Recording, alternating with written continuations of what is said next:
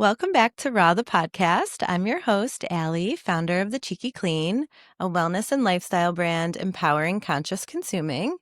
And I'm honored to be here today and welcome Dr. Jeremy Watson. Thank you for having me. Thank you for pleasure being to be here. It's such a pleasure. We are rolling at the moment with male guests, which is cool because I've talked about it quite a few times on the show, but I just tend to have more of a female following. And so naturally, we just had a lot of female guests to get going. And I think you're the third now. So nice. The Cheeky King's showing up. The Cheeky King. I like that. It has a good ring to it. Yeah, because as we always say, the men in our lives need to be consciously consuming as well. It's not just about the girls. Men are bad at it. Yeah, the women tend to be way better about taking care of themselves. Is that what you see in your practice too? 100%. Really? Yeah. That's interesting. Yeah. Yeah, guys wait until they're so far gone and so miserable they can hardly walk before they come in, where women tend to be more preventative. And more proactive about it. Much more proactive. Yeah. Interesting. Yeah, I didn't think about it that way, but I guess it makes sense. So I'm stoked to have Dr. Jeremy on. I was introduced to you through my very dear friend, Lisa, who I seriously mention in every podcast. Lisa's great. She's the light of my life. Her and I have just been on this evolutionary journey together, especially over the last year. And so when she tells me that there's someone in the community that would be a good connection, I'm instantly intrigued. And I came and visited your space in Amherst, which was my first time in Amherst. Very cute town. Beautiful town. Yes. Very quintessential Midwest. It's the perfect quintessential Midwestern town. It is. It's very cute. But I was surprised to learn not only do you have a chiropractic business and functional medicine business, but you also have a farm-to-table market, cafe, and a yoga studio. So you've really kind of made your mark in this cute little Midwest town, which you don't see any of those things. Well, I would say, of course, you see yoga studios in the Cleveland area, but a healthy cafe that's also tied to functional medicine clinic, I think is super innovative and cool. Thank you. And probably ahead of your time in that area. I love the compliments. Keep it rolling. So I was instantly intrigued because, again, I do think, and I've talked about it before, how having lived in another area of the country, the West Coast, tends to be almost shell-shocking when you get out of Cleveland and see how on almost every corner it feels like there's a clean organic cafe and Pilates studio and, access to healthier, more natural well-being options. Yes. And when I moved back to Cleveland, it felt sparse. It's a food desert out by us. And then it's like you go out your way. Yeah. It's even more sparse. Yeah. So anyways, I was inspired, to say the least, not only by your business and what you're doing for the community, but also just your way of life. And it kind of seems like you're also on this, evolutionary journey of sorts. I think we all are to an extent. Yeah, to an extent, for sure. So I'm always very inspired by business owners who are also really giving back to the community and passionate about helping people grow and heal. So we're honored to have you here today. I'm honored to be here. And just want to learn a little bit more about your practice, about what you're bringing to the community, your daily lifestyle, things like that. Love it. So let's start with chiropractic care. One of the things that I found was so unique, because there are quite a few chiropractors around town and have been around for quite some time. But what I picked up on quickly when I met with you and when I looked into your business was your attention on educating your clients for prevention. About education. Yes. And that's really the goal of the podcast. It's been what I've been passionate about since starting my business, is to really help people who don't have as much access to these resources in this area learn more to then live better and hopefully prevent some of these things that they are coming in to see you for in the first place. That's what we're all about. The word doctor actually comes from the Latin docere, which means to teach. So doctors traditionally were teachers, and unfortunately it's really gotten away from that. It's really gotten away from that. So how did you get into chiropractic care, and did you set out to do this and go to school for it, or did you kind of go a more traditional route and veer this way? Yeah, so my father and my grandfather are both chiropractors. So I grew up knowing what it was. My grandpa was really a pioneer in that. So he started back in the early 50s when nobody had heard of chiropractic yet. And then growing up as kids, we got adjusted and lived kind of that holistic health and wellness lifestyle as kids. So it was always part of my life. Now, as far as knowing what I was going to do, I really didn't. It seems so obvious now. I love being a chiropractor. I love being a doctor. But going back to especially undergrad, I wasn't sure which direction I was going to go. I thought about med school, but even back then, 20 years ago, you could kind of see the writing on the wall where mainstream medicine was kind of absorbing all these medical doctors. And I didn't want to go into a big business system. I didn't want to go into a hospital. I love entrepreneurship, and I wanted to have my own businesses. And I love natural and holistic medicine. So chiropractic was just a perfect fit for me, even though it was something that I had grown up with. Absolutely. Did you grow up in the Amherst area? Born and raised. Yep. Wow, cool. And where did you go to school? So I went to University of Hawaii for a year. Wow. Yeah, loved it. It was cool. That. And then I went to Ohio University. And Bobcat? Did we talk about that before? I don't think so. Yeah. I You too? love that. Yeah. Yes. What year were you there? I graduated in 2011. From OU? Mm-hmm. Yeah, you're younger than me. Yeah. Yeah, just a little, yeah. right? Yeah. What are you, I was 43? 44. Okay. Yeah. So, yeah, I have my bachelor's degree in chemistry from OU.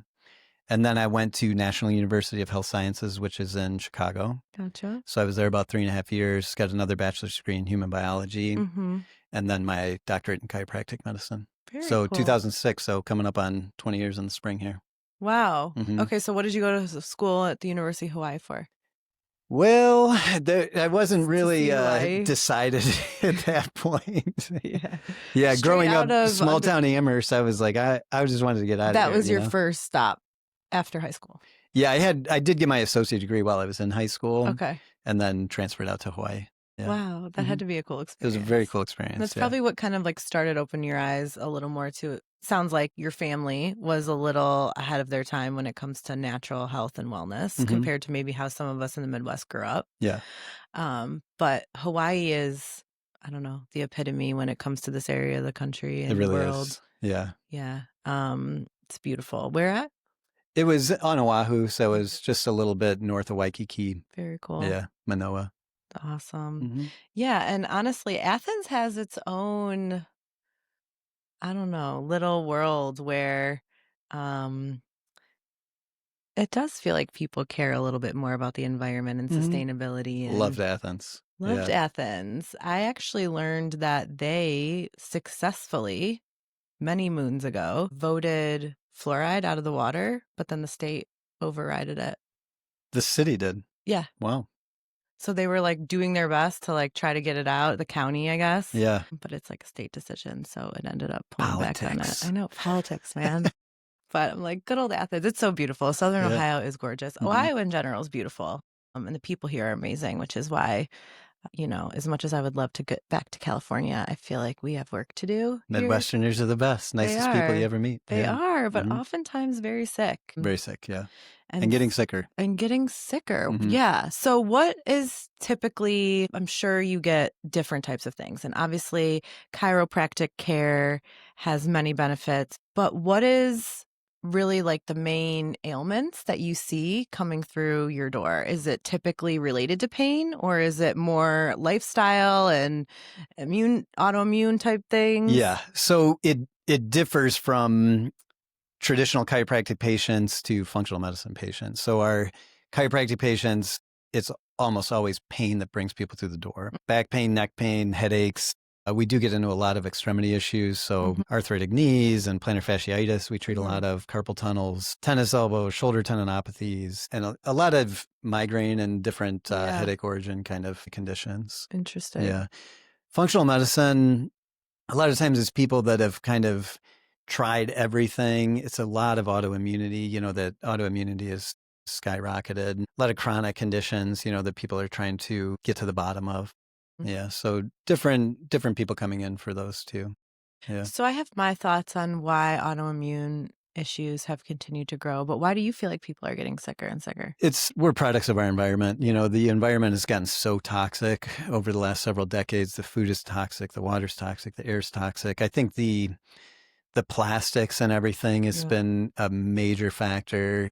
And then just disruptions in the gut microbiome, through whether it's genetic modification or the glyphosate that they spray on everything.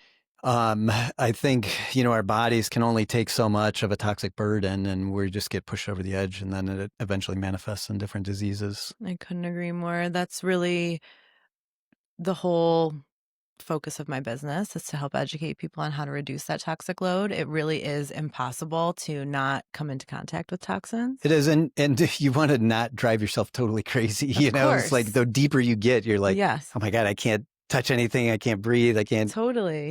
So you try to still live your life with balance and positivity, but not getting exposed to anything more than you have to. The body can only take so much. Absolutely. And I do feel strongly about empowering people towards daily shifts that oftentimes can be applicable and simple in their life, that can be consistent and over time make such a big difference. The little things are to life-changing. reduce that. It's so true. I actually have never been to a chiropractor. I'll have to come. Okay. Anytime. Yeah, we'll I take care of used you. to get migraines. Over time, I think a lot of that had to do with stress, and truly, since I've switched the water that I'm drinking, as crazy as it is, I'm a big fan of ionized water and getting the proper hydration. Certain types of electrolytes can help support that too. But yeah, magnesium's a huge one with migraines. Ton of research on that. Riboflavin is a big one, a B vitamin, and feverfew has some nice benefits to it. So, the number one thing with migraines is always determining if it is a true migraine, if it's more of a vascular kind of nature to it. Your classic migraines are unilateral. It's one side of the head, tends to be kind of a throbbing pain, very often associated with light sensitivities and sound sensitivities. A lot of people think they get migraines or even diagnosed with migraines when maybe it's more of a cervicogenic headache or a tension headache or, related to something else. So true migraines, they have that vascular origin. So we're big on trying to, determine the triggers. So I always have people, they have apps now you can use, but it's like going back through that last 24, 48 hours. What did you eat? How did you sleep? How were your stress levels in that time, and try to identify those triggers over time. Yeah. So speaking of headaches, this is just kind of a sidebar, but I'm really interested in your thoughts on it. I did a juice cleanse this past weekend, my first 3-day full cleanse that I've ever done. And, I'm a healthy person in general, but I do drink coffee and I make a French press. So I think I'm making it way too strong. I had no idea until day one of my juice cleanse how addicted I am to caffeine. It's so addictive. You would have thought that I was going to die, honestly, with how bad my head hurt. If you don't wean yourself off, you're going to be in pain. It was bad. It's a hangover style. It is. I felt like I had an awful hangover. Yeah, you have to, and French press is strong. Yeah. Same. I do organic French press every morning. Yeah. I'm very addicted to coffee. Yeah. What are your thoughts on caffeine? Because I do think in small quantities, and if you're drinking a quality coffee, which you guys actually sell coffee. I bought it when I was there. It's fantastic. You liked it? Good. Organic and mycotoxin free. So, True. knowing that you don't have the mold and things like that plays a big difference. But coffee, high quality, and caffeine in small quantities, I've read a lot of positive things about it. But I do think it's just a matter of understanding what works for your body. But it just blew my mind, I think, because I didn't realize how dependent my body was on it until I didn't have it. And that one day I'm like, holy shit. So now I've detoxed it. So now I'm scared to go back. Right. I'm just doing matcha. Yeah, if you're going to go off, you want to, do that half cup. The nice thing with the French press too is put less grounds in. Don't let it brew as long. Yeah. So you could get the caffeine content down, and then maybe half cup, third of a cup, and then go off of it altogether, and that'll greatly reduce those symptoms. Yeah. What do you think about migraines and caffeine? Is it helpful, or if someone who gets migraines should avoid it? Not necessarily. I think they should watch. Caffeine can be a good treatment for migraines. So the concept around migraines is vasodilation. So when you hear about people getting that aura, where they're seeing the spots or they're, seeing different things before the actual headache starts, is that there's this vasoconstriction followed by that vasodilation where those blood vessels open up and you get that kind of throbbing sensation. A lot of that's theory. Some people don't, buy into that anymore, but that's kind of the general theory around migraines. Yeah. So the caffeine has that effect on the blood vessels, where some people it can be very helpful. It's like your Excedrin migraines have caffeine in them. Right. Got it. Interesting. Okay. So how would chiropractic care help a migraine? So it's all about nervous system. So generally with headaches, where we find issues is at C1, the first cervical vertebrae. So it's the first vertebrae that the skull actually sits on. Mm-hmm. And when you have restriction, where that vertebrae essentially just isn't moving properly, it can irritate the little nerves that exit out of the foramen underneath it. And it could cause some muscle spasm and tension in there.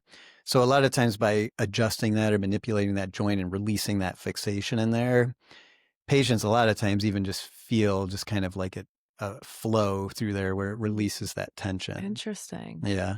So a lot of headaches can be, they call it cervicogenic, literally just generated by the cervical spine, or caused Yeah. from an issue in the neck that triggers the Yeah. headache. Yeah.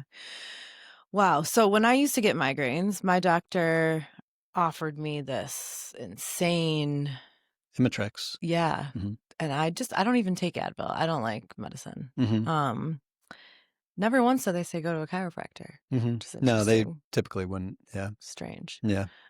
Just two Not different that worlds, strange. huh? There's more money in the pharma. Yeah, Yeah. right. Two different worlds, Yeah. and there's more money in pharma. And that kind of brings up this classic dichotomy between functional medicine and mainstream medicine, in that you go in, here's your diagnosis, you have a migraine. Here's your corresponding pharmaceutical medication to treat the migraine. Where's the question about why? Who's Right. asking why you have a migraine? 100%. So if we can determine that trigger, that cause, and eliminate it or fix it, Mm-hmm. let's go that route instead of taking Imitrex the rest of your life. Absolutely. So in most cases, the different things, pain, um, athletic recovery, whatever it may be that people are coming in for, how often does it become more of a total overall lifestyle conversation? Every time. Every time. Yeah. Yeah. I don't see a patient without talking about nutrition, sleep, stress management, and it varies. Everything's custom based on the patient, but I'm always Yeah. asking holistic lifestyle questions so I can get a deeper understanding of, potentially what's triggering that. It's not a scripted, assembly line kind of thing. Everybody's on the same thing. So different people have different issues. A lot of people deal with, there's emotional traumas and stress management and, Mm-hmm. and sleep issues, work issues, family issues. So we try to, really get to the underlying cause. I'm always talking diet, exercise, encouraging, especially my older patients. It's like, what are you doing for exercise? Like, Mm-hmm. oh, I'm thinking about joining a gym. It's like, that's your homework. Before you come back here next week, I want you signed up at a gym. Yeah. It's like, this is your best tool for longevity. Yeah. I need you exercising. I need you eating healthy. Mm-hmm. So it's every patient every time. Right. Or the care isn't going to be as good or valuable. And I think that's what separates what you're doing in functional medicine from the standard healthcare practice is there's not this like assembly line of questions. It's every person is different that's coming in and Mm-hmm. there's a reason why. And you're taking the time and energy to learn and come up with the prescription lifestyle treatments that work to prevent that and keep them from being in pain long term. Right. And so much of that just comes from observing, from listening deeply, observing patients, especially having done it thousands, tens of thousands of times. You kind of can a lot of times get to that one thing that I know, like if I can get this one big lifestyle change in this patient's life, that it changes everything for It them. shifts everything. Yeah. Yeah. More often than not, would you say that the majority of the people coming in are pretty unhealthy? Yes. Yeah. Mm-hmm. Wow. Yeah, I mean, they just did a big study, and it's scary when you look at these numbers, but it's like 93% of Americans that are metabolically unhealthy. Like only 7%, and this is basic parameters of fasting glucose, blood pressure, BMI, just to check the basic health parameters, that you're in the top 7% if you're even reasonably metabolically healthy, not even trying to get to the next That is level. wild. That's It's crazy. really Yeah. concerning. Wow. How long have you had the practice? This location, about 10 years now. 10 years. Yeah. Okay. So at what point, obviously the chiropractic training and all of your school and functional medicine kind of went together and, kind of makes sense that they go hand in hand. But at what point did you decide to shift and start bringing this more lifestyle Mm. entrepreneurship avenue to the community with the cafe and the yoga studio? Why and when? Yeah. How much time we got?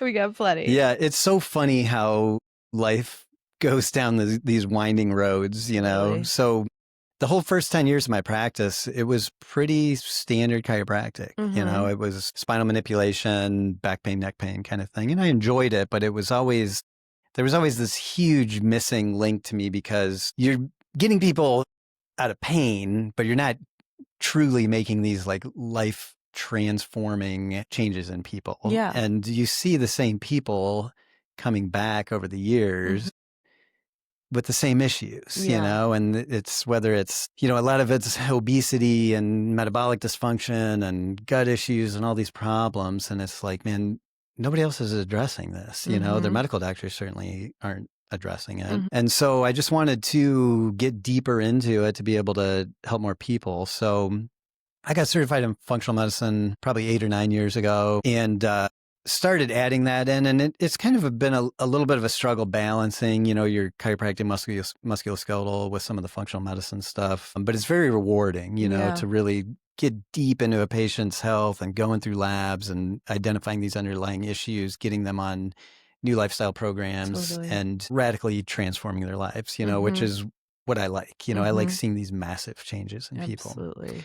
As far as that big transition, it was probably 5 years ago. So I was getting into real estate investing and some things like kind of outside of my, you know, holistic healing kind of arena. And I really dialed down into the concept of Dharma. I read a book called the Bhagavad Gita. We had mentioned this a little bit. It's like an ancient Indian spiritual kind of book. And it talks a lot about this concept of Dharma, that we all have this life calling and that's our purpose and that's what we're here for. So at that time, I kind of had a lot of distractions and kind of getting pulled in different directions. And as I got deeper into that, I realized that anything outside of this calling is a distraction. So my Dharma, my, you know, purpose is to be a healer and to use lifestyle and nutrition to naturally heal people. You know, it's all education and lifestyle medicine for me. So, you know, I sold off rental properties and I eliminated all the news. I eliminated all the politics. I eliminated all the sports, you know, so anything that wasn't really in line with this, I got rid of all the, you know, all that negative energy. Detox. Yeah, it's a good way to put it. It's kind of a life detox. So, you know, getting into this cafe thing is like, it's a massively risky business, you know, and it's hundreds of thousands of dollars you invest into things like that. And I forget the stat, you know, 70-80% of new restaurants fail within 2 years, you know, so you're like taking this huge risk, especially in a small town, to open these businesses. But it was like, hey, if this is what you believe, this is your calling, and you have the opportunity to bring healthy food in a manner that is simple and convenient for people, where that can change their lives. If you have the opportunity to bring yoga, you know, mind, body, spirit, and strength classes and different things that brings together this community, you know, that's what I'm trying to do in my town, is like build this community of like-minded people that are seeking, you know, nobody's perfect, but everybody's trying to be positive, encouraging, and getting people to live healthier lives. Then it was like, hey, it's not about me. Oh, it's kind of like making that transition instead of what can I achieve with my practice? How many patients can I see? What can I build? It's what can I contribute? You know, what can I do how can I serve? How can I love and serve my patients? You know, so it was kind of this big shift. And ever since then, I'm just like full blown going to, you know, try to open these new businesses and get people healthier, you know, trying to grow everything. So how long ago did you start those? Like 5 years ago, you said? Yeah, the cafe's probably been open the yoga studio we opened first, so that's probably going on 5 or 6 years. The cafe's probably about year 3. And you got to see it when we came out. We're making a move on the cafe right now. So originally I was going to have it as a farm market. Produce, you know, everything locally farmed, eggs, milk, everything coming, you know, out of the community. But that was a bad idea. It's like, Yeah. I love the concept of it, but at the end of the day, like the market has to support it. It's And hard. fresh fruits and vegetables, you're throwing everything out. It was kind of turning over, but our food was super, super popular, So Right. we have these awesome salads. It's all local herbicide free lettuces. We make all of our dressings from scratch with anti-inflammatory ingredients. Mm-hmm. Smoothies, where we use actual fruits and vegetables and things to put in them instead of like dumping high fructose corn syrup into it. Like, most of your like healthy smoothie Yeah. places are Yeah. like Hershey syrup behind the So bad. counter. So our food got more and more popular, but the market concept was kind of a bust. So what we're doing is moving to a new location. We're going to double our seating.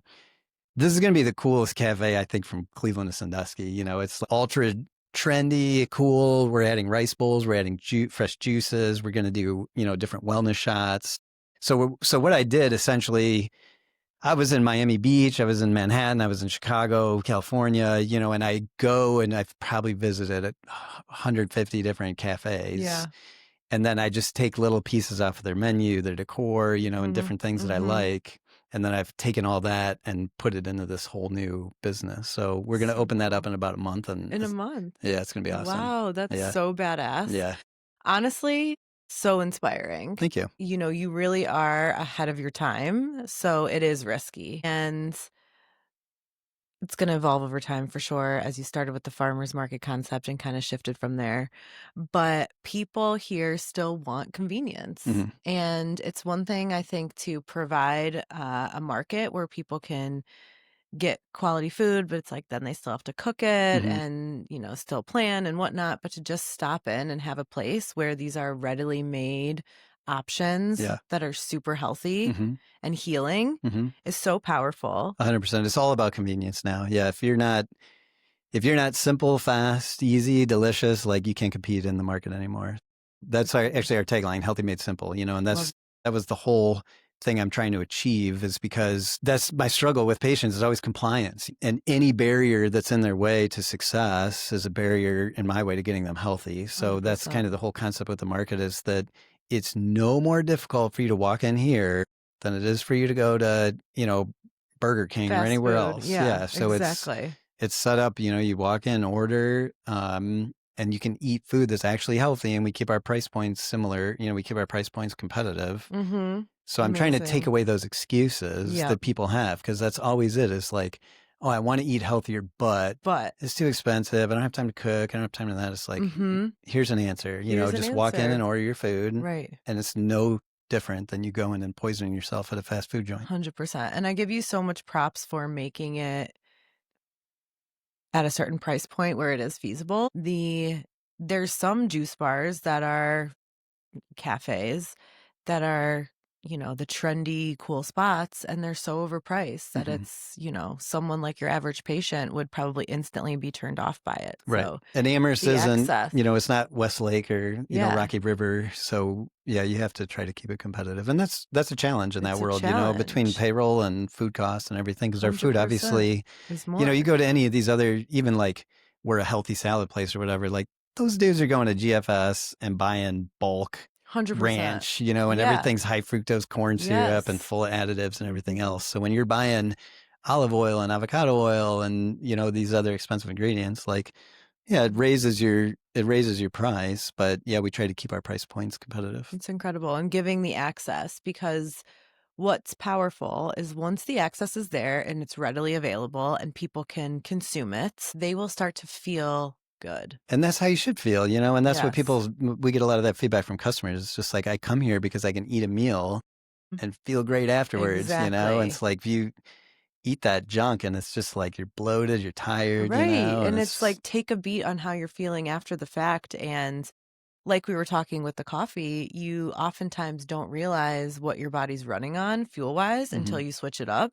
mhm, And when people start to get access to that quality food and they start seeing their energy levels rise and mm, feeling better, feeling lighter, wanting to work out, I mean, it's kind of a trickle effect. And yes. so much of it starts with these core staples like the food that we're eating. That's what I'm trying to do. Like start that positive cycle, you know, get that first positive choice. And all of a sudden there's a little more energy to go for a walk. And now you're walking and you're getting stronger and you're like getting people on this positive loop of healthier choices. So badass. What type of hours does the cafe have? Is it like so we're lunch gonna, and dinner? Yeah, breakfast? we're 7 to 6 right now. We're probably going to really badass. Yeah, we're probably going to expand 7 to 8. You know, so we're open 13 hours a day. We're not open Sundays now. We potentially will when we open. I have this other, I don't want to like put this out yet. I'll tell you in another month or so, but I'm buying this other business right now, which is going to be kind of a venue where we can sell some more of the food. So that'll dictate the hours a little bit, but got it. But we'll have I just had our chef come in the other day and he's playing with some really cool new recipes for different breakfast kind of things. We are going to have, and I was on the fence with this one a little bit because I'm a purist myself with nutrition, but I realize sometimes you got to kind of meet people in the middle, you know? Yeah. So we are going to start baking all gluten-free, but there's still going to be like some cookies and, you know, like some of those treats. But sometimes when you're doing like the gluten-free, coconut sugar, lower glycemic type options, it's still 100 times better. It is. Than what they're going to get outside of your cafe. I'm still like, I'm a big blood sugar guy, you know, so I don't like it from a blood sugar perspective, but it's like people are going to eat it anyways. Let's at least give them that lower glycemic, anti-inflammatory, gluten-free option instead of them going and eating a blueberry muffin from God knows where. Get Starbucks. Starbucks. Yeah, trash. So tell me your thoughts on sugar. You don't eat any of it at all. I eat very close to 0 grams of added sugars. So I do eat a lot of fruit and naturally occurring sugars, but I generally do not ever eat anything with added sugars to it. Very, very rarely. And would you say sugars is usually the like biggest issue in people's diets that come if to you? If you eliminate sugar and flour from the average American's diet, like 70% of your chronic disease goes away. Like that's how I feel about sugar and flour. You know, it's just, it's inflammation and blood sugar control, you know, it's like if you can fix those two things, you fix a lot of things. And that food, you know, all the ultra processed foods, it's soybean oil, sugar and flour, you know, like those are always bing, bang, boom. And the detrimental effect that has on people and the addiction, you know, the addictive effect that has on people is what drives our entire, you know, chronic disease epidemic. Yeah. And it's really so powerful to get back to like simple, real food chain food. I'm very passionate about that. Yeah. When I first went gluten-free many moons ago, it blew my mind, the marketing and the greenwashing on these ultra processed foods that are quote unquote gluten-free and full of chemicals.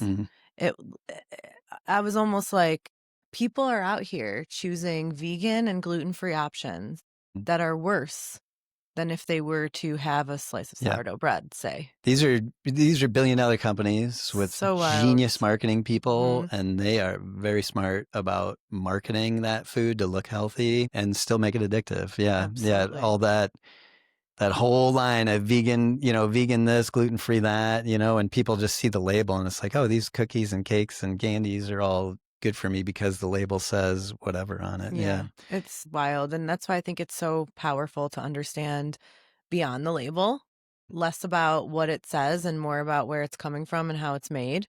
And if you can figure that out with the brand that you're supporting, then it's starts to get easier to understand if it's a healthy choice. Or eat foods without labels on it, you know? 100%. Go to the farmer's market. Right. It is, you know, I do think, I know we still have a long way to go because there is this buzz. I think now more than ever, people are talking about what's in our food. I was in the chemical industry for 14 years, so I was hyper aware far earlier than a lot of people are now and talking about it on my page many moons ago, and people thought I was nuts. And now it's like, oh yeah, like I don't want Red 40 in my kids' food. So at least we're kind of talking about it a little bit. Yeah. But it does blow my mind the way that still people are so set in their ways with supporting such commercial brands. And we have a really great farmers market network in the Cleveland area. And I probably tell someone about it every single day. That's good.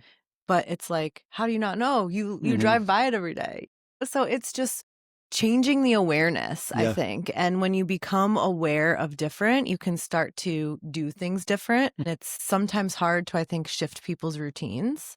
It's very hard. This is the Yeah. hardest. Yeah, it's habit change, you know? It's habit Yeah. change, but those small little habits stacked create a new life. Yeah, and that's a big one that I've transitioned to. You know, I've taken all these hundreds of hours of nutrition, which is great, and it's good to educate people on it. But what I found, especially with functional medicine patients, is that's psychology. Like, you know, and then I kind of really changed and going deep into the study of dopamine and neurotransmitters and, you know, different psychotherapy techniques and all these, you know, a lot of things I pull from self-help movement where I try to implement that into patients where it's the psychology of habit change and lifestyle change, you know, and it's very difficult. Yeah, it's very difficult. I do think I hear it all the time, people saying a toxic-free lifestyle, it's so overwhelming, it's so unattainable, like I could never do the things that you're doing. But I mean, I started somewhere too, you know, and it starts by just making small little shifts and then they compound. And it's those things like, what are you doing every single day? If every single day you're having your latte, choose a good milk. Yeah, little things. Right. Yeah. I've just been on one lately about the seed oil filled nut milks. I know. I'm just the carageners and gums. It just frustrates me because now that I'm not drinking coffee, you know, if I go to a coffee shop, I want a matcha latte, and I'm taking a break from dairy since my cleanse, and the options from a nut milk perspective are trash. Truly. I know. It's crazy. Yeah, we were just discussing that. Yeah. And so I don't, you know, and it's like there's a coffee shop every 2 steps and not one of them is, you know, using there's one. quality. Yeah. There's one. Yeah. So yeah, anyways, it's these daily habits, you know, people saying it's too hard, you know, I can't do that shift, but you know, you go to Starbucks every day and you get that latte. So it's like, imagine if you had a smoothie every morning, that kind of thing. And I think it's powerful when it's accessible, when you don't have to wash the produce yourself. I always joke and say, I'm not a trad wife queen wannabe. Like What's Chad wife? Trad, like trad. Yeah, it's this trend of, you know, the live on a farm, make everything from your house from homestead scratch, style, homestead. Yes, not me. I've always been kind of a corporate girl, loves to travel, and I want the same convenience as well, but I'm not going to sacrifice poison. You don't want to scrub the chicken poop off your eggs. No, exactly. So that's why I'm so passionate about businesses like yourselves who are making it accessible, because it can be overwhelming to acclimate to this toxic-free life or supporting the real food chain and cooking everything from home. And so to have places where you can go and grab a smoothie and know that it's safe, or grab a latte and know that it's safe. And it's a really powerful thing in this day and age. So I give you mad props. Thank you. Yeah, it's like trying to unbrainwash people, basically. Unbrainwash. And the thing is, too, once you get there, it's really not that hard. No, you know, it's like not that's our whole like healthy made simple. And just, you know, what I was saying with the whole sugar, flour, seed oil things is generally when I bring that up to people, it's like, oh my God, then, you know, what am I supposed to eat? And it's like, you eat real food. Like you can eat actual food, you know, Real fruits food. and vegetables and eggs and nuts and seeds. Like there's all these one ingredient whole foods that you can live on, that our bodies are designed to live and thrive on. 100%. And just make that your diet. It doesn't have to be processed to eat it, you know? And once you go down that road, and especially do it for, you know, a week, couple weeks or whatever, it's like, man, this food is really delicious. It's not that expensive and it's not that hard. It's like, it's not harder to eat an apple than it is to eat a muffin. You know, it's like you make those simple swaps. It's all the difference. Yeah. And like I always say, to not only support your body, but then also use your currency to support the community is such a powerful thing. We live in a very polarizing political time, but every time I'm giving my money over to someone who's grown food for me, it feels like it's worth so much more. Voting with your dollars. It is voting with your dollars, and it's a powerful thing. Whether it's the farmer's market or a small business owner or a large brand who's consciously producing. I think when people are moving from purpose, from dharma, like you said, it's a feeling. You understand the mission behind that brand, and then that product that you're consuming and acquiring is such a powerful choice that you're making, well beyond just the thing that you're consuming. Yeah. Butterfly effect, you know, kind of expands out to the And it's a community. way for us every day to drive change. Super passionate about it. I think that's incredible. So did you start doing yoga yourself? I did. Actually, that was when I was in India. I spent about 6 weeks in southern India. That was probably 9 or 10 years ago. And I had done some yoga earlier in my life and then just got away from it for whatever reason, being busy with college. And I was doing yoga in India and I'm like, man, like this is everything I preach, you know? And I just saw that classic fit. And we had a yoga studio in town that had closed down. And I had a space in one of my buildings and it was like, yeah, let's do it. Let's open a yoga studio. So cool. Yeah. The body, mind, soul approach is so true because I was hyper aware on the food side of things, the chemical side of things for quite some time. Mm. But I was living in a state of high adrenaline, high cortisol, nervous system spike, not getting enough sleep, Yeah. like corporate grind. Just as important. So it's like I was kind of Xing out all the good stuff I was doing on the food side of things. That's true. Yeah. And the stress can be just as damaging to your body. 100%. You have to manage that. Yeah. And that's tough. It's easy to say like, oh, just don't stress out, just meditate and it's going to go away. But you have to take that very seriously. You have to take kind of a bird's eye view of your life and make that list. Like what is stressful? What can I eliminate? You know, it's back to everything we preach in functional medicine, how we fix the cause, and it's like, maybe you can't, get rid of your kids or like leave your marriage or something. But it's like, there's a lot of things that you can address. That's like, maybe it's the clutter in your house or maybe it's, a second job or something you don't really need and you could cut back somewhere else so you can create more time for joy and spending time with loved ones, And oftentimes it's a mindset and it's being less reactive and showing up differently. I think that's what yoga and meditation has given me personally is I can sit here and say like, oh, it's so easy for people to eat clean. Like, I can't believe they can't. But just a year ago, I was like, I could never leave my corporate job. Mm-hmm. Like, I could never not have this job. Yeah. And it wasn't until I really started to like release some of this fear and live differently and more spiritually that I was able to make different choices in my life and see that those could serve me. So I can totally relate to anyone feeling like they have this part of their lifestyle that needs changing, but they feel stuck. Yeah. It's just interesting that, yoga was part of your path and kind of what helped you find clarity. Are you a certified yoga teacher? I am not. No, I do teach stretching classes periodically in our studio, like a men's stretch. It's what I do essentially is just boil down a lot of physical therapy into a class setting, and then we go through that. So there's a lot of core, glute, posterior chain activation, hip and shoulder mobility kind of things that we work in. But I never went down the certification road. There's only so many things you can do. Yeah, but you also spent a lot of time in India in a spiritual place, studying, learning the practice. So I think that's a very similar dynamic. It's more just kind of like immersing yourself in a different way of thinking to learn the benefits that can come by maybe a mindset that's different than the way we've been programmed. And it's kind of like seeing my place in where I can be most effective. So I opened a yoga studio. I have a dozen yoga instructors. So I'm able to reach a lot of people, even if I'm not teaching it myself. Yeah. Yoga is very much, I always say at every single class that I teach, it is not about how flexible you are or the poses that you're doing on the mat. It's the way you're showing up off the mat inside your community, inside your relationships. And it's a powerful practice. It's kind of become westernized and more just about the Lulu leggings and it's all the Lululemon, right? Yeah, which has a ton of PFAS. I do not own any. Chemicals. I own no clothes from not, Lululemon. Lululemon is not cheeky. So we don't love it here. No, it's a powerful thing. My yoga teacher, who I had on the podcast in the past, day one of our teacher training, she's like, all right, like, nice to see you guys. We'll do introductions later. We're going to meditate for an hour in silence.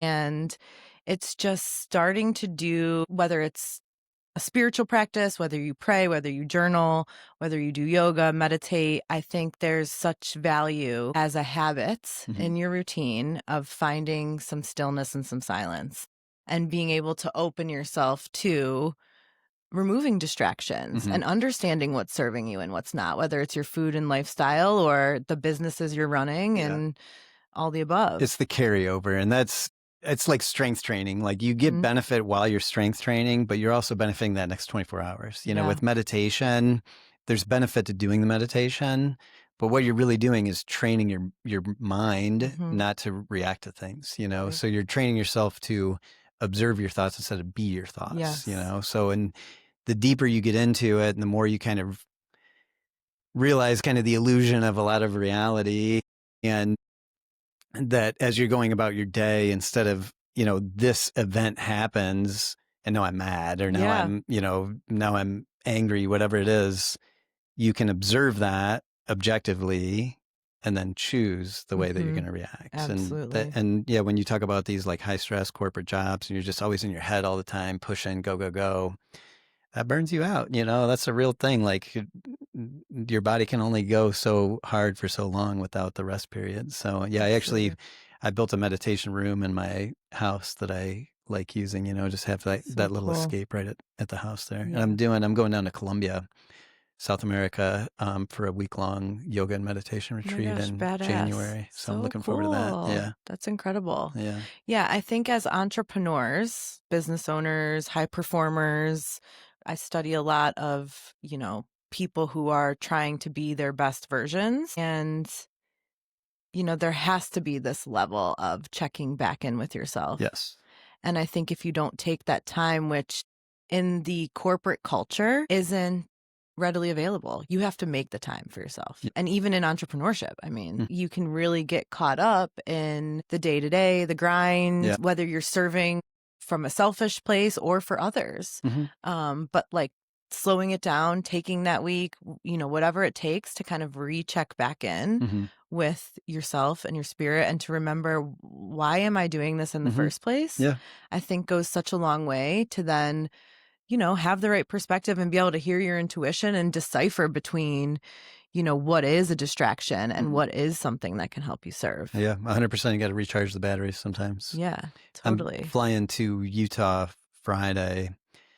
I do 10 days. We take a backpack, go up in the mountains, and spend a lot of time alone, just meditating, and there's So just like a badass. total immersion in nature, unplug from everything, and Amazing. just have that time to just kind of reconnect and come back fresh. Yeah, it's Yeah, hard. you can't just burn it all day every No, day. and we live in a society, even if you're not a high performer, even if you're a regular person. I mean, we live in a society now with the phones and the technology and the access to this like instant gratification, brain consumption, It's dangerous. Yeah. that it's addictive. It's dopamine. It Yeah. is, and it's hard to slow down the brain, and most people can't find themselves in silence very often. Most people are this for 5 hours a day. Yes, Yeah. and it breeds so much. Even on Sunday, the third day of my cleanse, I'm like, I can't be on technology today. Yeah, Like I turn gotta it off. detox technology too. It'll be there after It'll be Sunday. there Yeah. for sure. So sometimes like taking that beat or finding a way to find balance and boundaries with some of those things in your life and on a consistent basis. Maybe it's, switching over to a regular alarm and putting your phone in another room at 8 p.m. at night or something like that. Yeah, I have a battery-powered alarm clock, and the Love phone's that. in the kitchen. So what are some of the things that you do? I mean, you've mentioned like a couple of these things. Is there some non-negotiables in your specific day that from a routine standpoint keep you grounded? Yeah, 100%. One of my big things is morning routine, So during my day, with multiple businesses and 30 some employees and, seeing 100 some patients every week, you can't really always control. There's always a fire to be put out and things coming up and people coming in, issues to solve. That first hour of the day, like that's my time, So Get up early? I was 5:30. I've kind of pushed it back to 6 now because of sleep, which is a whole nother topic we could get really deep into, but just trying to get closer to that 8 hours of sleep. And so, I wake up, I go outside, I ground every morning. So I just go in the grass, face the east, sun's not up yet, but, and just express gratitude. I just start every day with that way. I'm thankful to be alive today. I want to do everything I can to live my passions and my purpose. And so that's my start, and then I hydrate, try to drink at least 20 ounces of water, do my French press coffee, and enjoy it, So instead of like, let me slug this down while I'm getting ready, it's like I like trying to have a slow morning. And then a lot of times kind of just reviewing, not so much goals, but more like deeper purpose kind of things, So I'm starting my day with that. Perspective, yeah. Yeah, it's kind of keeps things in perspective. Nutrition is number one for me too. Like I am pretty strict of what people think with Mm-hmm. nutrition. So I rarely cheat on that. Mm-hmm. It's just not worth it. Like you get to a point where you are so clean for so long. It's just like any of those little cheats, you just Any little feel, deviation, yeah, you feel it so it's just much. not worth it to me. So nutrition, I'm strict on. Exercise, I'm pretty strict on. I try to work out every day. I've been training for a ultra marathon, so trying to build up my cardio and mileage. I always will lift weights 3 times a week, at least. The meditation thing, I try to be really consistent with that, but then sometimes if I have my kids, or different things kind of can come into play with that sometimes. But the morning thing is like that's something I'm That's your pretty time. non-negotiable Yeah, with. that's Yeah. powerful. I think a Yeah. morning routine is such a refreshing, grounding way to start the day, and it almost shifts the trajectory of the whole rest of your day. Yeah. It sets the tone for your whole day. Yeah. Yeah, I just have a couple specific questions Yeah. selfishly. So, from a food standpoint, Yeah. what are your thoughts on like protein? I mean, are you big on like you need X amount of protein and specifically like breakfast, you're having a protein of fat? What's your vibe? Yeah. So this is a fun conversation. I try And sometimes I know it's not to different get for too, everyone. I try not to get too sciencey with it, but every study across the board, and people love turning diets into religions, where it's like, I'm carnivore and I'm I know, it's paleo and so I'm crazy. keto. And it's always like, oh my God, Religions. okay, here we go. That's It's like, funny. and everybody else is wrong and I'm right. And it's the nature of a lot of social media and things. It's Yeah. just like they try to get people to buy into Yeah. it.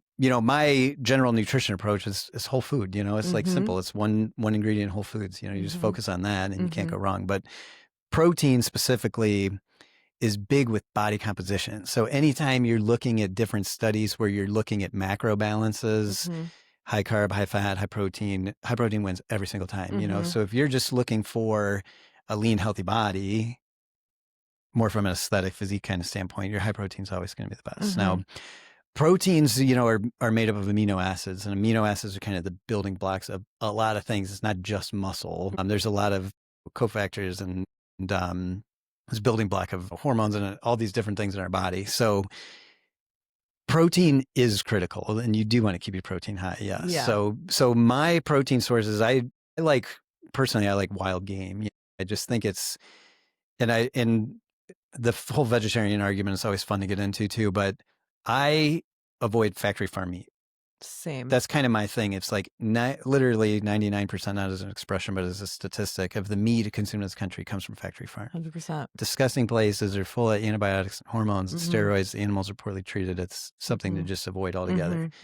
Any restaurant you go to, groceries, stores off the shelf stuff, all that's industrial factory farm meat. Yep. So I will get everything either from a local farmer or I hunt, so I will do something myself and process it all myself. I just had some shanks from a deer that I put in the crock pot the other day, wonderful, That you hunted? delicious. Yeah. That's really cool. Yeah. And I cut everything myself, I go that start has to be to like finish. kind of a spiritual process. It is a spiritual process, and that's the whole thing with the, hunting and meat eating argument. It's like, I have all the respect in the world for vegetarians, where it's like, okay, this is what you believe in. It's whether it's spiritual or, not harming animals, whatever it is, and they don't eat meat. The problem I have is when people eat meat, but then think it's wrong to kill an animal. It's like they don't, they think that those chicken wings or that, burger that they're eating is like, oh my God, how could you ever harm an animal? It's like like if you could go back and follow the link here and see what you're doing. So 100%. Yeah. So it is a very spiritual process because it's not something that's enjoyable. It's like you're taking a life of an animal. It's a very real, powerful thing. Yeah.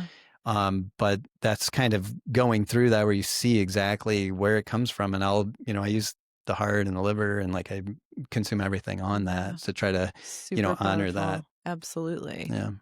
And it's this different level of energetic frequency when you're consuming in that mindset than when you just sit down and have your factory farm wings show up at your table. Right. Of an animal that was treated and killed with an energy level that was in high stress. It's totally different. Totally different. Yeah. I'm a huge fan of that as well in the real food chain. I couldn't agree more. Yeah. And do you think like your body weight and protein kind of thing, or do you subscribe to that? So it depends, on the activity levels and a million other factors, but I do like that as a general rule. So I break it typically down more as a percentage. So if you calculate out the total number of calories you're looking for in the day, I like around 30% protein, you know? Okay. So if you, and that's hard to do, you know, is so what you find if you really get strict on it, and I think it's good even if you're not trying to follow that, but you're just doing it as kind of an exercise to plan like, what's my ideal meals throughout the day, is if you're trying to get leaner, you want that relatively low calorie, relatively high protein diet. So if you're trying to, you know, get those calories down to, you know, 1,500 and 30% of that's coming from protein, you find real quick that there's not a lot of room for cheating. You have to focus on those high protein foods, you know? So that's where you get into, you know, Greek yogurts and cottage cheeses and things where you could get that 20 grams of protein and 100 calories or whatever. So you have to prioritize that. But yeah, to be lean, and I like keeping my body lean. I eat a lot of protein. No but sugar. You're eating clean protein. You're eating safe source protein. Like, that's the hard thing I struggle with is in the training community. It's this like protein load, but it's all with commercial meat and processed proteins. And I struggle with that because at what point are you like veering away from then fit and healthy? Yeah, I don't personally take protein powders, you know, right, like you're getting it all from real sources. because you know, and it's the way our bodies break down protein. You need the bile, you know, you need your gallbladder releasing bile, or your liver if you don't have a gallbladder dumping it in there. But you get that bile release with fat, not with pure protein. So when you take a scoop of whey protein, especially like in a fat-free kind of smoothie environment, your body's not releasing that bile to break down the protein properly. There's nothing in nature that's pure protein. You know, protein's always going to be mixed with some degree of fats, you know? So I'm big on whole food, you know. I mean, there's definitely a handful of supplements that I recommend for people. And whey protein, I mean, it's like if you're really just like trying to dial in and you need that convenient factor of a scoop of protein, and we use it in our smoothies, you know, we'll do a pea or a whey protein for our smoothies at the cafe. It's a convenience factor, but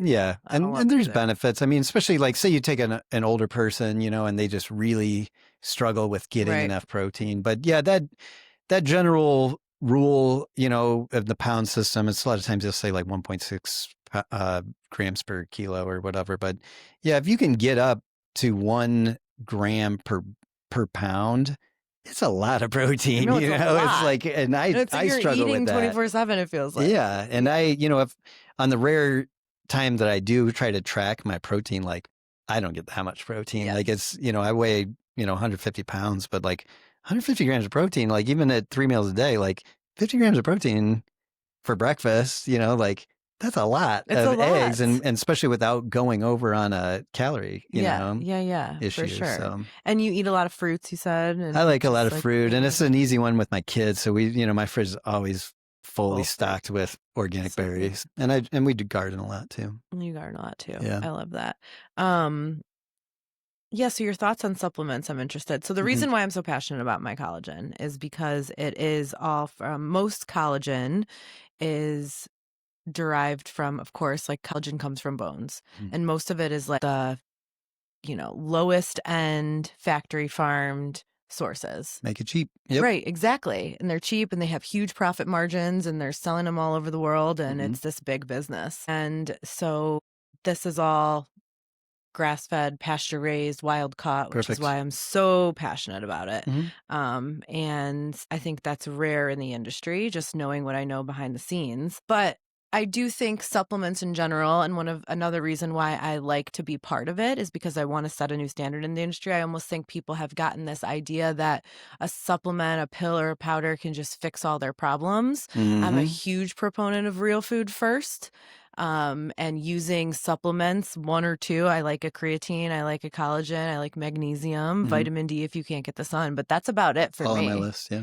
Yeah, like are there any that, you know, you kind of like live by and take on a daily basis? Yeah, so omega-3 is a huge one, you know. So I was in Nashville at this big functional medicine lifestyle symposium, and I was speaking with a Mayo Clinic. He was a PhD, MD neurologist, genius, you know, researcher.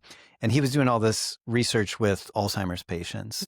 And he was saying omega-3 to omega-6 ratio. He's like, that should be standard blood work. Everybody should know that, and you should track that. And there's a lot, that goes into that. It's kind of that whole like chronic inflammation thing, Right. that chronic inflammation drives diseases, and those omega-3s help tamp down that, where traditional, so say you're following like a Paleolithic whole food diet, those omega-3, omega-6 ratios are 2-to-1, 3-to-1. Ultra processed American diet might be 60-to-1, Right, so because because of the the seed seed oils. oils Yeah, it's all are high in the 6. exactly. Yeah. And it's all arachidonic acids and linoleics and Totally. things that are very inflammatory. Yes. So trying to, where it's like you say, like it's very hard, and most people aren't going to get that ratio all the way down. So supplementing with the omega-3s, and it's extremely well researched at this point for, it was typically all cardiovascular health, but you name it, joints and gut and everything else kind of comes into play. So I try to take, and I don't eat fish. I'm allergic to fish, so I can't, Interesting. I know it's crazy. But so I take my fish oil, the vitamin D. I get a lot of sun exposure in the summertime. Vitamin D is critical. Vitamin D is a steroid hormone. It has so many health benefits, and there's links with all-cause mortality, with viral illnesses, with, across the board, autoimmunities. COVID had a lot of vitamin D research around it. So optimizing those vitamin D levels, I like keeping patients 50 to 70 range, so most people 3,000 IU or so a day. When you say though fish oil is your omega-3. Fish oil is omega-3. Yeah, correct. Got it. Yeah. So your omega-3, your vitamin D, magnesium is huge. They say, depending on what study you look at, 70, 80% of Americans are deficient in magnesium, which you didn't really hear that much about magnesium until a few years ago. And now there's like 20 different chelates, and everybody has their like, oh, I'm on glycinate, I'm on taurate, I'm on citrate, but magnesium. What one do you recommend? So the one I've been taking, it's magnesium carbonate with citric acid. So when you mix it with water, the reaction causes magnesium citrate, which has been around forever. It's well researched. It's benefits for, leg cramps. It has kind of a calming effect on the body. It's good for muscles and nerves. The electrolytes that I always recommend have magnesium citrate in them for that like kind of cramp reducing type thing. Yeah, now they break it all out and like take glycinate for this and taurate for that, and whatever, experiment. Now you're starting to see a lot of these like 4 different magnesium chelates are all in one supplement, so it's like, don't drive yourself crazy. Pick one out, see how you feel, and just try to take it consistently. Yeah, for sure. So those are the ones. Yeah, and then I do a multi, just so that covers all your B vitamins. And is it like a greens powder or no? So we actually have like a private label, like a Doc Watson's multi-powder that we have in there. So it's just a scoop. You mix it in water, and it covers all your, basic vitamin and mineral try it. needs. That's badass. I'll bring you one. Yeah, that's incredible. Yeah. Are you a fan of methylated vitamins? You have to have methylated B vitamins. Yeah. Especially like folate, and you'll still see it like in some of the cheaper ones, like they still put folic acid in there. A lot of people, I think it's like 40% of people, they can't process folic acid, and you're causing more. It's like 40 to 60. Yeah. It's wild. And so this just kind of happened organically because this was a while ago. I got really into AG1 and I was recommending it to so many people. And I mean, half of the people I'd recommend it to were like, this is making me bloat. This makes every me feel podcaster. It's like AG1. Right. Because they really like went hard on the influencer marketing, which I'm not an influencer for them. Yeah. But I just liked it for me because again, it tastes good. I was traveling and on the road, it was so nice to just like have the green scoop and get it all in one. So I just like went down this rabbit hole of research on why people were bloating from it. And then I started reading about methylated vitamins. This was like a couple years ago before this like MTHFR gene became more commonly talked about in functional medicine. Yeah, it blows my mind how they're actually coming out with a methylated version now, I think in due time. But yeah, AG1 is like a non-methylated product, and it's no wonder that half the people that take it don't feel good when they do. Yeah, and that's the crazy thing of like, why do you have to research things that much? It's like you would think like, oh, here's this great product. Well, and most of the multivitamins aren't because again, it's more expensive. Yeah, well, and that's like looking at like Centrum and garbage vitamins like that. You know who owns Centrum? Pfizer. Oh my God. Yeah. So they just, make it as cheap as possible, advertise the hell out of it, and sell as much as they can. So whack. Yeah. So whack. Wow. And so you strength train, you said, but it sounds like you mix it up with some cardio also. I've been getting into running lately, which is, I used to fake sick before the mile run in elementary school. It's never been my I was like a Yeah. competitive gymnast growing up. I've always been an athlete, but running has just never been my thing. But I'm in an era of diving into the uncomfort, and I like the dopamine boost it Yeah, gives, to it's be huge. Yeah, honest. good And I endorphins. just Yeah. want more cardio Mhm. in my training regimen. So it's been, like slow and sure, building it up kind of thing. Is running what you do for your cardio mostly? I mean, obviously you're training for a marathon, but if you weren't, would you be? Yeah, high intensity cardio. So Yeah. one of the things that's really interesting to me, yeah, personally, I strength train 3 times a week. Mm-hmm. And then I'll run on my off days. And I try to mix that up where I'll do some high intensity intervals. Right. Like a One hit. day. Yeah. A lot of times I'll do rucks, I'll do like Yeah. a long, especially getting on hilly terrain, throw Amazing. 40, 50 pounds in a Mm-hmm. backpack and go ruck around. And then I'll typically do like at least one longer run. So maybe go run, whatever, 6, 7 miles. Mm-hmm. Mm-hmm. Trails, I always try to get out to the trails. Yeah. Cool. But what's interesting when you look at a lot of these longevity projects, like the blue zones and different things Yeah. like that, and just from personal experience too, and I've actually been to a lot of the blue zones, like down in Costa Rica and Guanacaste, and speaking to some of these centaurians and people that are and surveying my patients over all these years, like, Yeah. hey, you're 94 years old and you are sharp as a tack and look great. Like, Totally. what's your secrets, Yeah. And the one thing that's like a universal, it seems like, is gardening. It's like people that live forever, it's always like, I just go in my garden every day. And it's always like, okay, you're outside, you're getting sun exposure, Stress relief. Yeah, it's stress relief. You're kind of working with nature. You're getting Probably exposed eating to real foods if you're gardening yeah, them. yeah. There's the soil microbiome that you're getting exposed to, and then with the grounding effect, and then of course, the foods that you're That's eating really from cool. it. Yeah, but what you find is a lot of these people that live to be 100, they don't go to a gym, Right. Right. and they don't run, Yeah. but they tend to live in an outdoor environment, where Yeah. every day, maybe, they walk everywhere they Yep. go. They're Yep. up in the hills, up and Yeah. down. They're gardening, working with their hands, staying active. So that's something else. So, I just like sitting here for this, however long we sit here will be the longest I sit all day. Like I'm Yeah. always just going active, doing That's things. So I amazing. just generally staying active is Yeah, good. generally staying active and doing different things that are fun. Yeah, like take the going stairs, on a park hike. at the end of the Yeah. parking lot. Little things just to get yourself more active, especially hiking. Totally. Like, so, I call it, ecotherapy or Yeah. nature immersions, Yeah. but like go to the metro parks and just go for a long walk. Like that's one of the Absolutely. healthiest things you could do, like Yep. for mind and body, just get outside, be in tune with nature and get Mhm. active, Yeah, for sure. It's really cool. You're a wealth of knowledge. Thank you.